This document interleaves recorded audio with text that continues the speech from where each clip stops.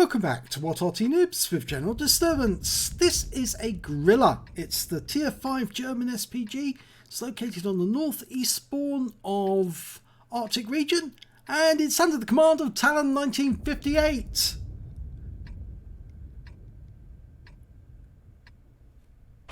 Battle started. Now it's armed with a 15cm howitzer, the heavy howitzer, and well, it's actually quite a good little arty. Lots of people, they find the Grille quite interesting because it's one of the first few arties you might get which actually has stun other than the Sturmpanzer II. As you can see, I'm highlighting the ammunition. It can do 540 alpha, penetrating only 38mm of armour. But it can certainly do a lot of damage to the tanks at this tier. And this is a tier 7 game. I think it's a tier 7. Yep. So he's bottom tier in tier 7. That means he can earn a lot more XP because he's going to be hitting higher tier opponents. Now, it's based on the chassis, the hull of a Panzer 38T or a Light Viz 38T, which is the Czech tank, and well, it's the same chassis that was used for the Howitzer and the Marder 38T, so it's quite an adaptable chassis. And from this position you can see that Talon's got a wide range of targets he can shoot at from unusual angles. He's going for a Firefly, rounds out, good hit, a brilliant hit. First off, 195 hit points off that Firefly, and he certainly doesn't like that. And of course he's a higher tier opponent, so that's certainly going to help bump up the XP that Talon earns at the end. He's fired another round in, just in case he was still there, because we lost sight of him. It is an unusual position for an Arty to be in during this sort of game, because normally you wouldn't expect to see an Arty this far over. But I think Talon's got something in mind. Now, he's trying to get shots on some of those opponents. I know there's one over the way, but there's a target he can hit. Oh, beautiful hit. 232 hit points off that one. He really made a mistake. He came around the corner and then he got an Arty round. And I think at this moment he's probably thinking to himself, how come there's an Arty there? Well, he's now aiming for a KV-1. Who's at that little rock on the pass, and he just took a direct hit. As I said, Talon's very good at dialing in on targets. I've mentioned this many times in the past. He lets the aim settle before he shoots, and that increases his accuracy a great deal, or I should say exponentially, because it really does make a difference. He fires around in there, and the target moved just before he lost sight of it, but it moved just before he could get the round on him. Now, where's he going to go now? He's just changing position slightly. I think he's going to go for that Leo again. That's it. The Leo's pulling back. I think that Leo senses danger, actually. Okay, Panzer 4H didn't get enough damage the last time. He's come back for some more. Oh dear, this is going to be painful. Rounds out. Direct hit wipes him out. Honestly, if you haven't hit the wall hard enough with your head the first time, strike it harder the next time, then you'll get the full effect. Okay, well that Firefly's only got 4 hit points left. One shot is going to be enough. Oh, and it just missed him. That is so annoying. That he must have pulled forward instead of pulling back. The shell missed him, landed behind him. Right, there's the T67, the M4. Now if we can hit more than one at once, if we can hit that T67, that will make a satisfying bang. We've lost sight of them again. That Firefly's still there. We lost sight of him. There's the T67 and the M4. Rounds out. Direct hit wipes out the T67. Good shot. That's his second kill. The M4 is still there and he's indicating target, lets his team know what he's after. And I think that M4 realises his teammate just blew up. I don't think he wants to stay there anymore. And the T-37's retreating as quickly as he can. And that round was following him just to sort of like give him an incentive to move. Right, over here we've got two tanks, of Wolverine. That's the American M10. Dialing in, almost ready. Perfect, rounds out. And a dead Wolverine. So that's 3 kills. As I said, Talon's very accurate. He dials in on the target, bang, you get a kill. I wish some other players, including myself, would actually take more time. Well, actually I do. I mean, I actually have an aim timer, which actually tells me when it's fully dialed in on the target. And that actually does help a great deal, because it means I wait the extra second longer to ensure that I've got a fully dialed in gun before I shoot, and that makes my hits that much more accurate. Okay, well, Talon's looking towards where the M4 was last seen, and he looks like he may have dropped into the dip. Yes, there he is. Aiming ahead, rounds out. Oh, and it landed right next to him for 236. Oh, is that 126? Sorry. And the M4 was killed by the very next shot. Now, unfortunately, the enemy does appear to have come in from the south pass, or from the south route. And we've got a T-29, a Challenger, a Chaffee, and possibly an Eagle 7 as well, trying to make their way through the pass. Now, it's not the normal angle that we see this pass from, because obviously we're a little further over to the west. And the T-29's come around the corner. He's about to engage our teammate, who's hiding on that corner, the MXAC, and he wipes the T-29 out. There's the Eagle 7. We're dialing in. And something else just knocked a tree down. Rounds out. This looks good. It is. 203 hit points this time. And he's stunned. And he's taking damage. And there's the Chaffee. Okay, now they're both damaged. If only they'd stay close together, then we could get a bombardier. But lining up on the Chaffee. Rounds out. This looks good. It is. It's a kill shot.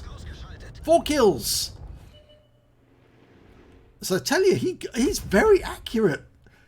Talon is incredibly accurate. And it comes from skill, you see, because he's learned this trick is to actually let the thing dial in properly on the target, and then the shells tend to go exactly where they are aimed. Well, not all the time. Obviously RNG comes into it, but the smaller the reticule, the more chance that it's actually going to hit the tank, not the somewhere else. I mean, even if it lands near the target, it's more than likely going to do some splash damage to them as well. He's dialing in on the Eagle. Oh, he's moving. Rounds out. Oh no, this is going to... That was a problem, because he was actually moving through the arc of fire, and because the Grille's got a narrow arc of fire, it does sort of like limit the area that you can get a small reticule. It's only 3 tanks left on each side, and I think actually he ought to move, because he's actually sitting up in the north. There's the Su-122, fires around at him. Oh, he's got another kill. 5 kills. Now the unfortunate thing is the enemy is capping. Our guys are down in the south. We know that there's 2 enemy tanks, a Leo and the Eagle 7. Now, if I remember correctly, the Eagle 7 is based on the T26E3, which is also the same chassis that was used for the T92 HMC. Oh, oh, here they come. Oh, they know where he is. Yep, he needs to... This is a problem. Now, can he get a shot onto that Leo? Dialing in and rounds out. Oh, good hit. But that Leo now knows where he is, and he's going to be coming this way. And there's the Eagle 7. He's waiting for the reload to complete. Eagle 7's taking shots at our teammates. Lining up a shot and rounds out. Ooh, just splash. He was on the move. Now he needs to get out of there because that Leo is definitely headed in this direction. He knows there's an Arty. Oh, yeah. The Leo found him. Oh dear. Well, not bad. He did get 5 kills. And that is pretty exceptional, but unfortunately he's now dead because he didn't move. The moment you hit that Leo, and he looked like he was heading in that direction anyway, it was almost a certainty that he was going to try and take revenge on Talon. Oh, and the Eagle 7 is trying to get a shot on him.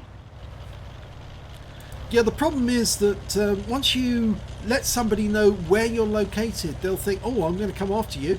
You've just hit me. Since you're one of the only few tanks left remaining, I'm going to start going after you to kill you. Well, it's 2 on 2 now. And the Type 64 has gone the long way around. But I think there might be some logic in what he's doing. I think he's going to try and go around, then go through the tree line to the east. And then get shots on the Eagle 7 in the distance. There he is. Oh, he was seen. No, that's not going to work. You can use the wreck for cover, only so much. Well, he's trying, and he's been spotted again. He did get 1 hit on the Eagle 7. There's the Leo. Okay, well, we know where the Leo is now. And, oh, now he tried. He's got a really good gun, but terrible armor, the Leo. We don't want to get hit by him because he could probably one-shot the Type. But the Sherman, well, he's coming up behind the Eagle 7. So long as the Type keeps the Eagle occupied, the Sherman can come up behind him. Now, where's that Leo gone?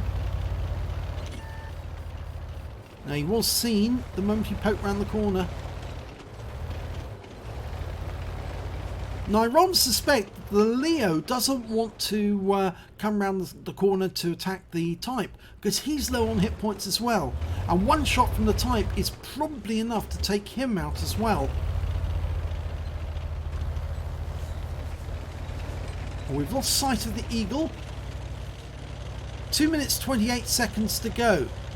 Now, the best thing for him to do would be to jump into the cap at the other end. That's going to force one or both of the enemy to get into the cap, and that will give the Sherman a chance to get a reset.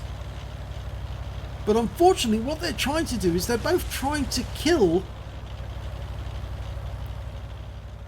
the Eagle 7 and the Leo. The only alternative is for them both to go after the same enemy tank at the same time. There's the Leo. He's moving down to the pass. Oh, he's been spotted. No. Oh, he did. One more shot. One. Oh, just missed it. The Leo's coming back. Oh. That's not the result we wanted. If only he'd taken out the Leo, that would have changed things. Now it's 2 on 1 against the Sherman. With only 1 minute 20 seconds to go, the best thing the Sherman can do now is retreat because he doesn't want to take on 2 enemy tanks at the same time because it would work out very badly for him. There he is, he's running. He's only got 97 hit points. He's a one-shot for both of the enemy tanks. If they know where he is, and here comes the Leo. Oh, he did take out the Leo. That's good. But has he got enough time to take out the Eagle 7? Probably not. And remember, the Eagle 7 has got more hit points. 42 seconds to go. Oh, if only we had an Arty spare at this moment. It would have made it easier. And we don't know which side round the Eagle 7 is. We're following the Sherman now. This is the British version of the M4. named after Takuzma Sherman, General Sherman. It's basically the M4A3, is it A2? I think it's the A2 actually. It's the General Motors diesel engine in the M4 chassis, the hull, and it's welded hull but with the M3 cast end. And the clock's run out, so it's a draw. Oh dear. Let's have a look at the end of battle stats. Well, it was the second class tanker for Talon 1958 in the Grille. He got a fighter badge for getting at least 4 kills. He got 5 and a bruiser medal for getting at least 5 critical hits. In fact, he got 18 in that game. And a win 8 for that game was 5,790, which is Super Unicum standard and above, really. So let's have a look at the team score. Well, we can see that he actually didn't get the highest damage in the game. That went to the T29 on the enemy team. He got 2,444 hit points, but he did get the second highest damage, 1,792 hit points of damage. He did get the highest number of kills. He got 5. The T29 only managed to get 4, and there's the Leo and the Type 64 both got 3 kills apiece. The Sherman managed to get a Levislayer's medal out of that one. When it came to base XP, well, because it was a draw, it was actually the T29 who did best with more damage. He got 645 base XP, and then Talon came second with 614. Now, even though he got less damage, he was a lower tier Arty. That's a tier 7. This is a tier 5.